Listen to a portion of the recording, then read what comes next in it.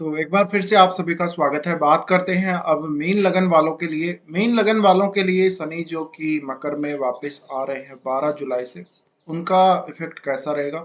तो शनि का इफेक्ट देखिए आपके लिए भी बहुत ही ज़्यादा महत्वपूर्ण है, क्योंकि इनकी जो एक राशि आती है, जो कुंभ राशि, वो आपके 12वें घर में है लगन के अकॉर्डिंग, और आपका जो मकर राशि आती है वो लाभ स्थान में है। तो आपका आय और व्यय भाव दोनों ही यहाँ प्रभावित होंगे, और कहीं ना कहीं आपका जो लगन है वो भी इससे प्रभावित होगा। अब आपको यहाँ पर ये देखना है कि देखिए शनि की दोनों ही गति है, तो वक्री और मार्गी। इस वजह से आपका चाहे शनि वक्री हो चाहे वो मार्गी हो, आपके ऊपर प्रभाव अवश्य पड़ेगा। अब प्रभाव कम पड़ेगा या ज्यादा पड़ेगा वो डिसाइड होगा आपको महादशा कौन सी चल रही है। अगर शनि की महादशा है या फिर शनि की अंतरदशा है तो आपको रिजल्ट ज्यादा देखने को मिलेंगे। अगर आपको शनि की अंतरदशा है तो भी आपको रिजल्ट देखने को मिलेंगे, और अगर महादशा हो तो भी। लेकिन महादशा वालों को सबसे ज्यादा इफेक्ट इसका पड़ने वाला है। अब आपको ये भी देखना है कि यहाँ पर आपको मंगल की महादशा या फिर गुरु की महादशा हो, क्योंकि जो नक्षत्र है इनका वो धनिष्ठा है, और धनिष्ठा नक्षत्र मंगल का है। भले ही वो शनि की राशि में आता हो, बट तो मंगल का भी प्रभाव है वो रहने वाला है। और यहाँ पर जैसे ही मंगल का जो संबंध जुड़ा है इसमें, तो आपका सेकेंड हाउस भी जुड़ गया इसके साथ ही, और आपका नाइन्थ हाउस भी जुड़ गया। तो जो नाइन्थ और सेकंड हाउस जुड़ा है, और जो आपका 11th और 12th जुड़ा है, तो सीधा सीधा फॉरेन से भी कनेक्शन आ गया। इसके अलावा आपका धन धन से भी यहाँ कनेक्शन आ रहा है। अब गुरु से जब कनेक्शन जुड़ा है तो आपका 10th हाउस और आपका लगन दोनों आ गए। तो ये भी आपको देखना है। साथ में आपको ये भी देखना है कि कोई प्लैनेट जो आपका धनिष्ठा नक्षत्र में बैठा हो, उसकी अगर आपको महादशा हो तो उसका भी इम्पेक्ट जरूर पड़ेगा आपके ऊपर। और आप ये भी देख लीजिए कि चंद्रमा आपकी कुंडली में कहाँ बैठा है, वो इस गोचर से यानी शनि की दृष्टियों से प्रभावित हो रहा है या नहीं हो रहा है, उसके ऊपर भी जरूर प्रभाव पड़ेगा। अब आपके लिए रिजल्ट क्या रहेंगे, तो सबसे पहले हम समझ लेते हैं शनि का गोचर कब किस प्रकार से हो रहा है। तो 12 जुलाई से लेकर 23 अक्टूबर तक वक्री स्थिति में है शनि, यानी कि वो वक्री रहेंगे। तो आपको सीधा सीधा मतलब पीछे जाना पड़ेगा, इतना जल्दी कोई ऐसा नहीं है कि रिजल्ट सारे मिल जाएंगे एक साथ। और यहाँ पे 23 अक्टूबर से 17 जनवरी 2023 तक ये मार्गी स्थिति में रहेंगे।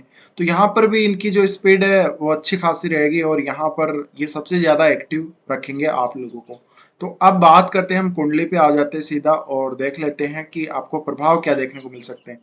देखिए आपका आय और व्यय भाव और जो सेकंड हाउस है वो भी जुड़ रहा है। तो इस समय हो सकता है कि आप अपने खर्चों को बचाने के लिए या फिर आप और धन अर्जित करने के लिए कोई ना कोई ऐसा उपाय ढूंढ रहे होंगे, तो वो आपको जरूर मिलेगा। यानी आप अपने खर्चों की प्लानिंग कर पाएंगे।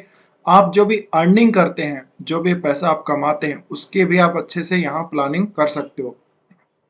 तो ये जो गोचर है वो बहुत ही खास गोचर है इसी वजह से, और दोनों प्रकार की यहाँ गति हो रही है।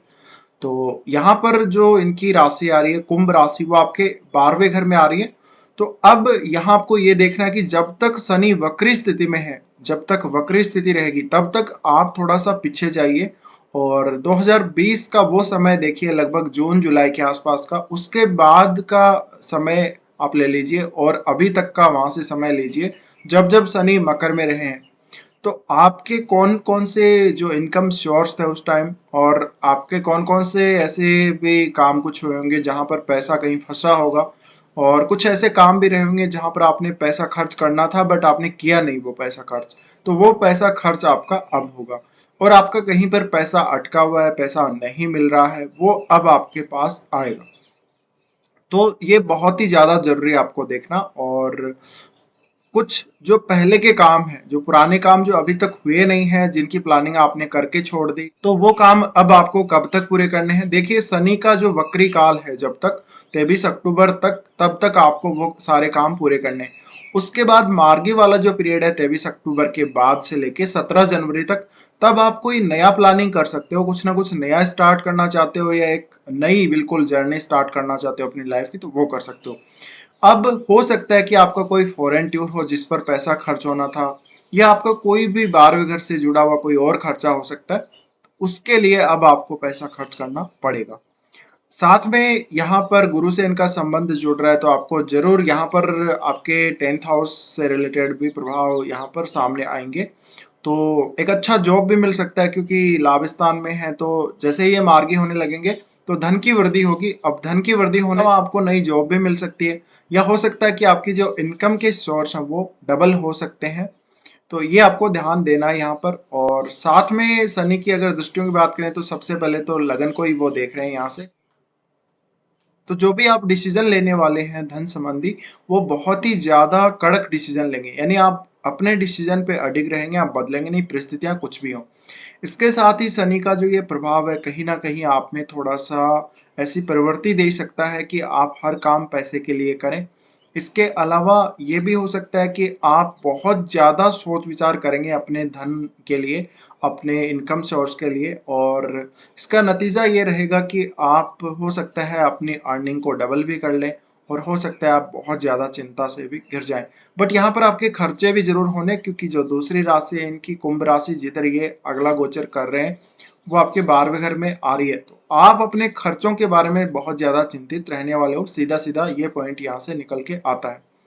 अब इनकी जो 7वीं दृष्टि पड़ रही है वो आपके पंचम भाव पे पड़ रही है, तो पंचम भाव पे पड़ने की वजह से पंचम भाव से रिलेटेड कार्य, जैसे शेयर मार्केट से मान लीजिए आपको पैसा रुका हुआ है, फायदा नहीं हुआ, या मान लीजिए आपने बहुत सारा पैसा कमाया हो, या अब हो सकता है कि आप शेयर मार्केट में एंट्री करें। तो मैंने जैसे बोला कि कुछ नया साधन खुल सकता है पैसे का, वो इसी तरह से आप खोजेंगे। और इसके अलावा हो सकता है कि आपको अपनी संतान को लेके कुछ ना कुछ प्लानिंग करनी पड़े, अपनी एजुकेशन को लेके कुछ ना कुछ प्लानिंग करनी पड़े। और चंद्रमा की राशि है ये, तो निश्चित रूप से आपको पंचम भाव से संबंधित थोड़ी चिंता जरूर ही करनी चाहिए।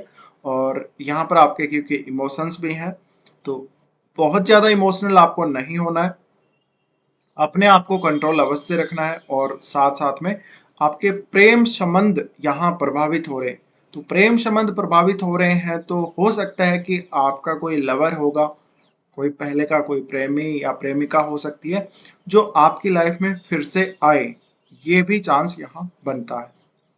तो अब यहाँ पर अगर हम अगली चर्चा करें दृष्टि की, तो अगली दृष्टि पड़ रही है अष्टम पे। अष्टम पे जब दृष्टि पड़ रही है तो आपको अचानक धन लाभ होने के चांसेस बनेंगे।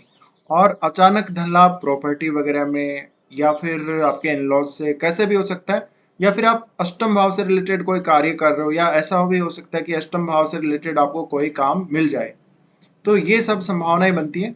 साथ में आपको ये जरूर देखना है कि आप कहाँ कहाँ पैसे खर्च कर रहे हो इस गोचर में, यानी शनि जब तक मकर में है तब तक आपके खर्चे कहाँ कहाँ हो रहे हैं, उन पे फोकस आप जरूर रखिए।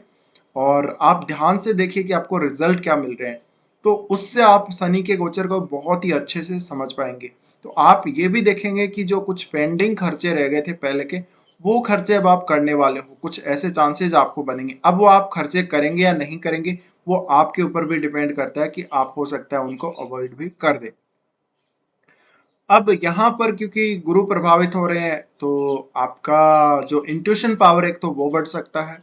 इसके अलावा आपको आध्यात्मिक विचार बहुत ज्यादा आ सकते हैं, क्योंकि लगन में गुरु भी गोचर कर रहे हैं। और इस वजह से एक तो आपको जो शादी होने के चांसेस भी बनेंगे, और शनि की दृष्टि जो गुरु पे पड़ रही है, तो इस वजह से कहीं ना कहीं आपके लिए अच्छा ही है। बट आपको अपना काफी ज्यादा ख्याल भी रखना है, और एक आपको आलस्य बिल्कुल भी नहीं करना है यहाँ पर। और बहुत ज़्यादा भी आपको ओवर थिंकिंग नहीं करनी जिससे आपको नुकसान ना हो, ये सब आपको देखना होगा इस गोचर में। इसके अलावा अगर आप कोई उपाय करना चाहें शनि का, तो आप एक सिंपल तरीके से सरसों के तेल का दिया भी जला सकते हैं शनि मंदिर में, या फिर ओम संग शनिश्चराय नमः का आप जप कर सकते हैं अगर आपको शनि से डर लगता है।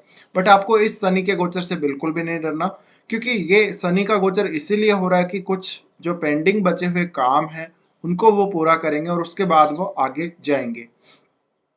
इसके अलावा आपको मंगल के लिए भी अगर कुछ उपाय करना चाहो, तो आप सिंपली आप हनुमान चालीसा या बजरंग बाण इस तरह के कोई पाठ कर सकते हो। या फिर गुरु के लिए अगर करना चाहते हो तो आप गुरुवार का फास्ट रख लीजिए, या पीला भोजन करते रहिए। आप प्रत्येक बृहस्पतिवार को आप पीला भोजन करिए, तो वो आपके लिए काफी अच्छा रहेगा।